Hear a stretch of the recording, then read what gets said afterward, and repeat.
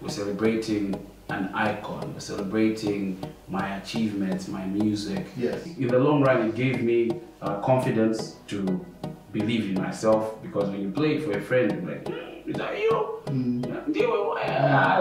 That, I think, exposed General Ozzy to the rest of the nation, because I think it was more relatable to the people. I was looking at the region as well, like, what about in Malawi? What about Botswana? We've got neighbors, you know? Hello world, from whichever time zone you're catching me from, my name is MD90. Welcome to my YouTube channel. If you're not subscribed to the channel, make sure you hit that subscribe button, turn on the bell notification to all so that you do not miss the uploads that come up.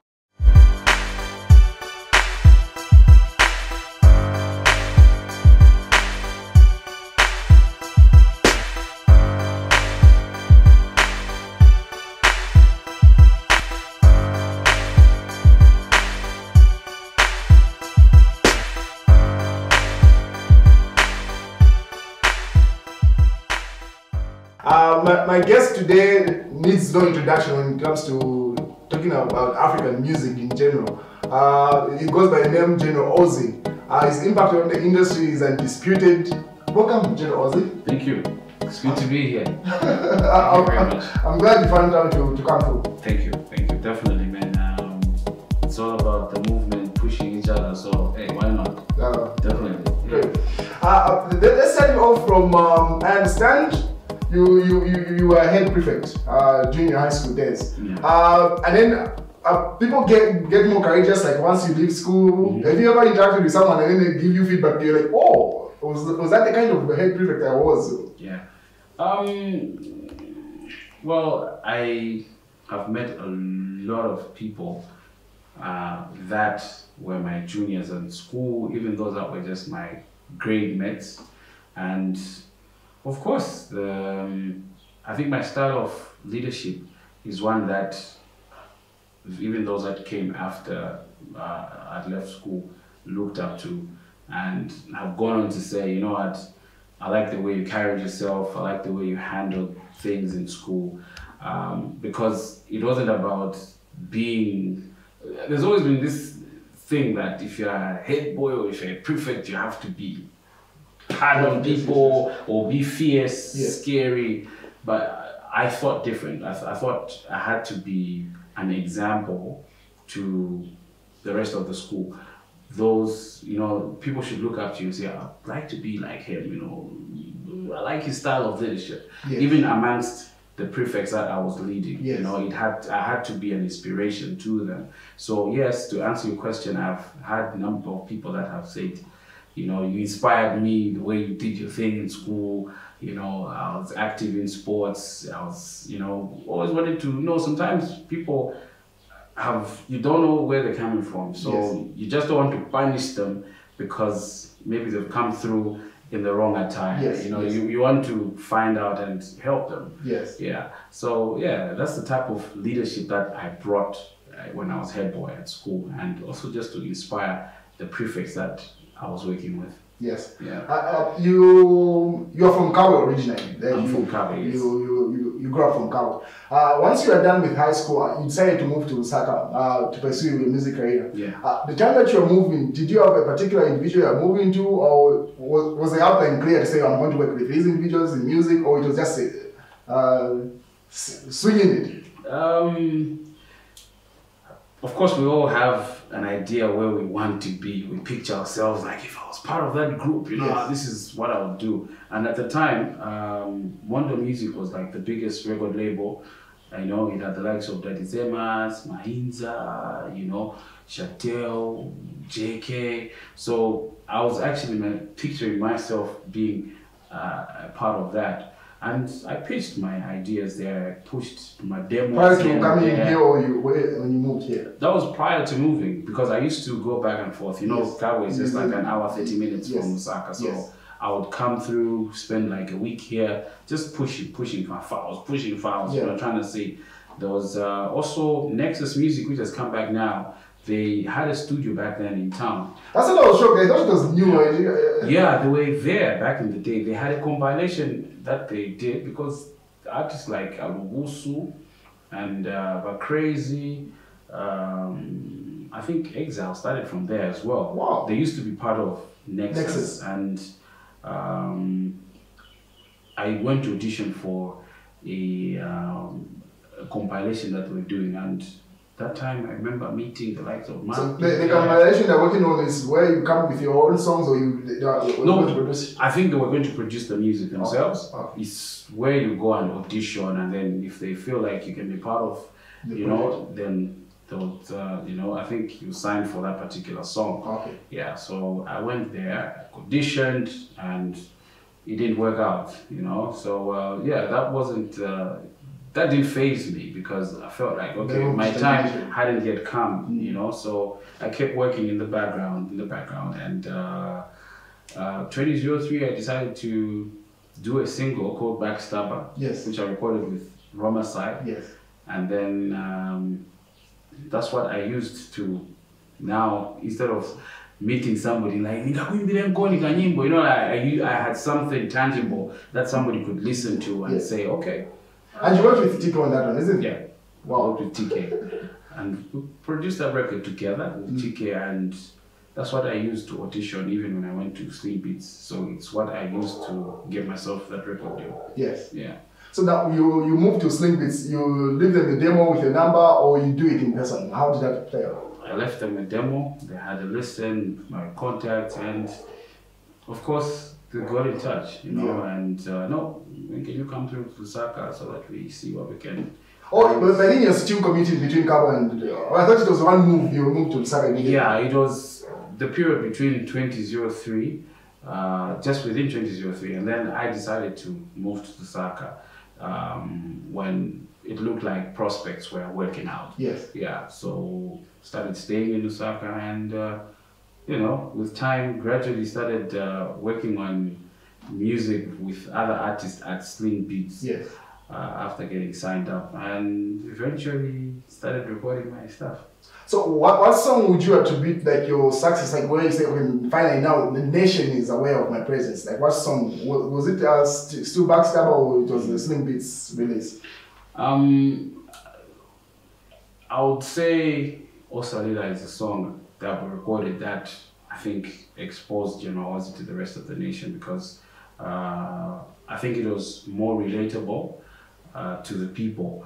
Backstabber was more on the hardcore dancehall side, which of course people loved, but I think I was an artist who was experimenting with so many things, Yeah.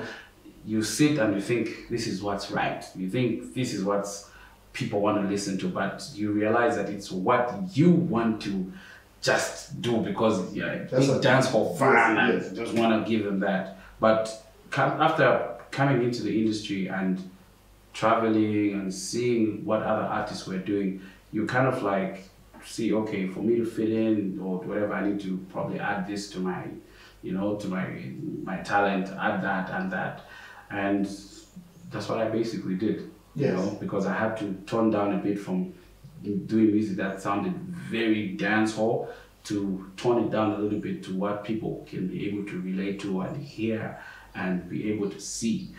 So that's what I did with Osalila, and the rest is history, as they say. Indeed. Yeah. There's one thing that Peterson said about you, like the way you come up with your melodies, like there's no one that can copy like your melodies in music. That's one credit. Another person that gave you credit constantly does give you credit is Weasel. Yeah. Where she says like I'm Ozzy's #1 fan. Yeah. Not only that, she did a cover of your song and you done Take a my cover. hand, yeah. When you hear these are stars, these are not ordinary names in the industry. Like someone is looking up to. True. They've made their own trails in the industry, Yeah. and they say you've had such an impact on it. Yeah. What are your thoughts on that? I'm humbled. It's humbling because I equally look up to other artists, prior to getting into the industry. So when you hear that, it's something that you want to treasure, because it's not easy to have people look up to you or say, what, I'd like to be like him. It takes a lot of work. So for me, it just goes to show that at this point, I've done the little that I could, you know, for people to appreciate what I have done. You know, the hard work in the background is definitely showing in other people's careers. Yes. And not only that, you've got a very talented young brother. Like, your legacy is cemented. You can say, like, okay, I mean, there's someone that has come off the Ozzy branch. Okay. Like, when did Roberto get into music? Was he behind your production, the demos that you were working on, the brotherhood? Like, I want to find out the source of brotherhood. Okay. We used to make music all the time. You know, it's either via writing and, you know, you just create something.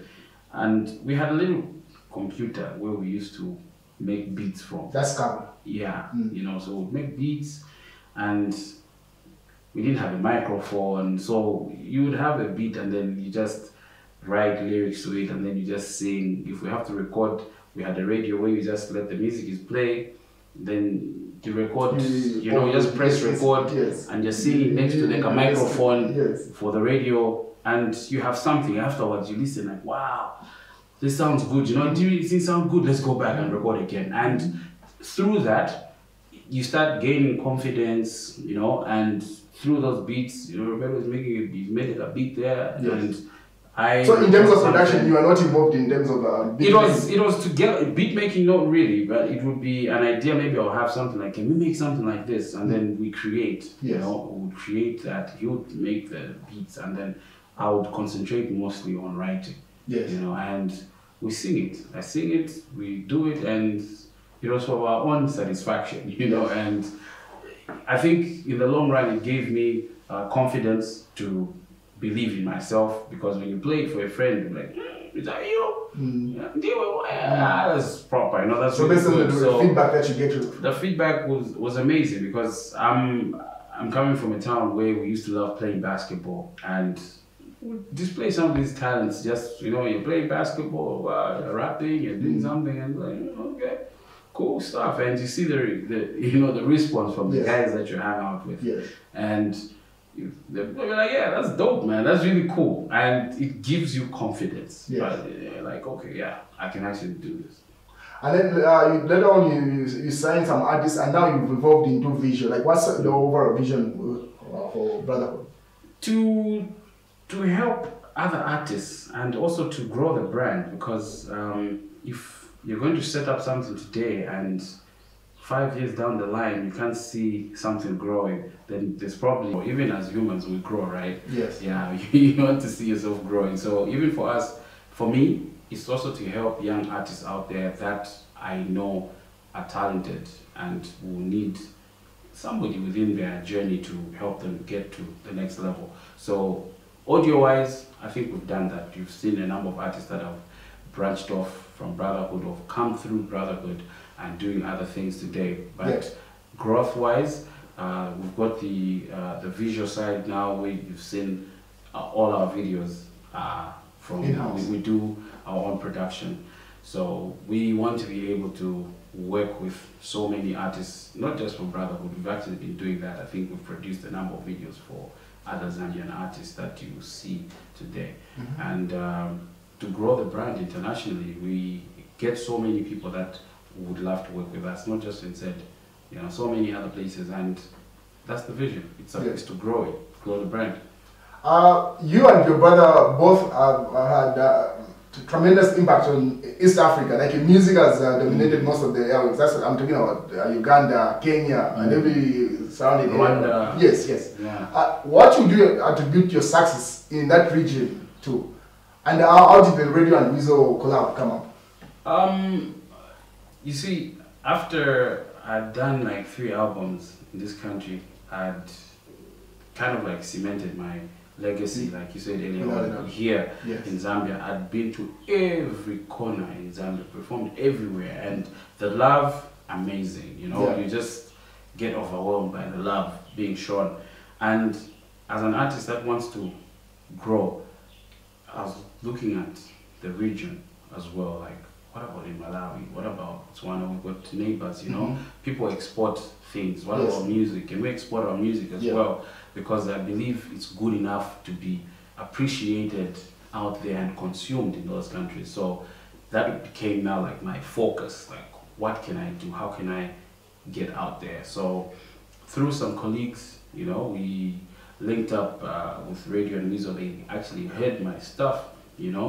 Yeah. And they're like, wow, this guy is really good, you know, and would like to work with him. So this was probably before the internet was the internet, like the internet was not. Yeah, so how did they reach out? Like, we didn't have Facebook. Yes. No, at the time you did that collab.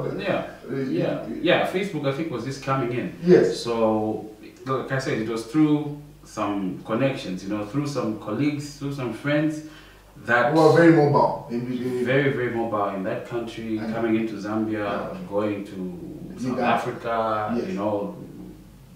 So, like, no, I know these guys who are whatever, and then they also played me their stuff. I was like, wow, these guys are really good. So, they were also on the come up that time, that side. Yes. They're like the hottest duo in Uganda at the time, and they were also looking to expand. And same here, same vision. Same vision. So when you get two people or two groups who want to do the same thing, the goal is the same. Yes. So it's easy.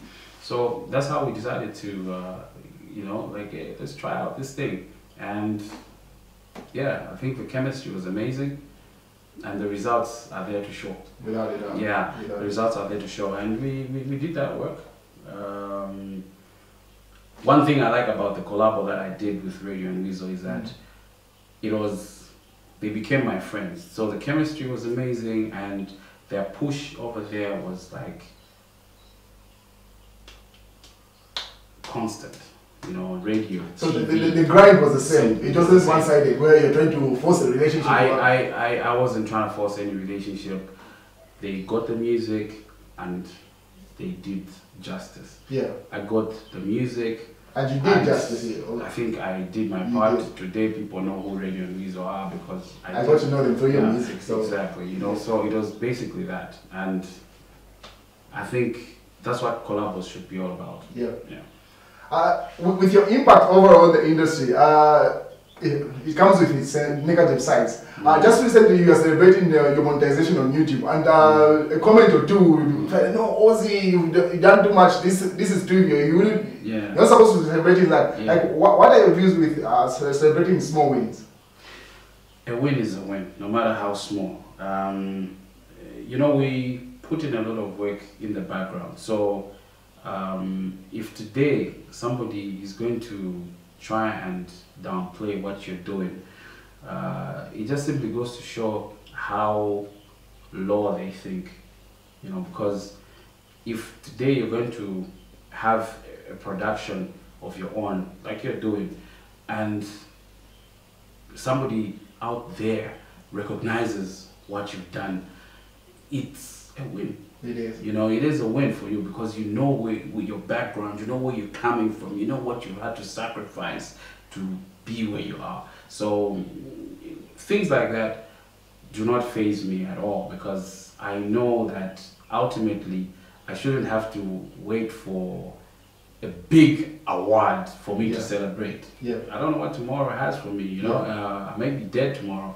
Should I have to wait until maybe that Grammy will never come through, that nomination will never come through? So every little win, achievement is going to be celebrated as if I won the biggest achievement. I've won so many awards and I've not gone out there to flaunt them to people like, I'm a holder of this, I'm a holder of that, I'm a holder of that. But, you know, sometimes people also need to be shown that we have this, no, this is what's happening. Oh, really? This is what's happening? Oh, great. You know, let's celebrate it. And I love to celebrate every win, no matter how small. No matter how you may think or trivialize how small it is, that's you. But me, I celebrate every win. Yes. If my song is gonna go to #1 on Unza Radio or on that radio station or that radio station, it's a win for me. You know, it's a win, man. That's a winner's mindset. Yeah, that's what it is. So in the spirit of celebrating, we're like just hours from your birthday. You have your birthday celebration, and your lineup is heavy. Like, what should the audience look forward to tomorrow? Just hours from now. Well, just a great performances rather. Yes. And just good vibes, you know. It's all about celebrating. It's a celebration. So we're celebrating a life. We're celebrating an icon. We're celebrating my achievements, my music. Yes. So friends from the industry that I've worked with from the past and those that I've worked with along the way, yeah, said, you know what, we're coming to celebrate with you, to be a part of this thing, because we want to show our love and appreciation for what you've done. Contribution to because I wanted to make it just a small event, close it up, not for the public, but I figured I've gotten so much support from my fans, and these are some of the things that we want to involve them in. So why not have them come through? There's so many people, oh, I'd like to buy you a present, I'd like to whatever. This would be an opportunity for them to actually have that interaction with them, because we shouldn't have to wait, like I said, for a big win. For me, this is celebrating my life. I'm still alive today, and I can still say thank you, God, for what you've done for me thus far. So it's a celebration, you know. I mean, we have the likes of Peterson coming through, Roberto, Weasel, Rough Kid, New Age, Signee, Josie, you know, is coming through, Cactus Agony, DJs, we've got DJ Cassie, we've got DJ Cashios, DJ Hussein. These are like guys that I love listening to. If I ever go out and they're playing, I love their selection. So why not bring them over to that event so that we can just enjoy. So as people can see it on the screen, like for are there going to be tickets at the gate, or it's pre-sale tickets only? And how can they get access to? When's the venue and all of those details? We have pre-sale tickets, but for some reason, I don't know what's with the culture that we have as Zambians. We love last minute. We want to buy from the gate. So the event is taking place at the Orange Tree, which is in Kablonga, along Twin Palm Road, opposite Twin Palm Secondary School. We're having the event just from right there. Tickets are going for 100 kwacha. Event starts at 18 hours. Rather, the gates will open at 18 hours. And we're going to have a red carpet. People can pull up, take some pictures. And we're going to start the performances as the program goes on. We're going to have a program that we're going to put out later on today. Yes. As we wind up our conversation, like, just like me, I would like you to speak to a youngster, a creative youngster that has looked up to you and is endeavoring to pursue this path. Like, what would be your words to such a person? Believe in yourself. You know, never give up on your dream. Get that education. Definitely have your education. That's number one. All these things you can achieve later on. You can do whatever it is that you want. I got my education and it's in the bag. It's there. You know, I pursued marketing. It's in the bag. You know, I went on later on to do business administration. It's in the bag. So after that period when I kind of like went away from music, because I was in school. You know, so you can do it. Never give up on your dreams. You know, just believe in yourself, because you know what you have in your heart. And sometimes people will not understand what you want to achieve. But don't be disrespectful. Listen to your elders, you know, and always try and get some advice from somebody who's been there before. You lose nothing. Stay tuned. Turn up, skibidi bang skang. Where I said, it's Ozzy, the 5-star general, right up here on the MD90 YouTube channel. Subscribe right about now and get exclusive information all the way right here. Boom.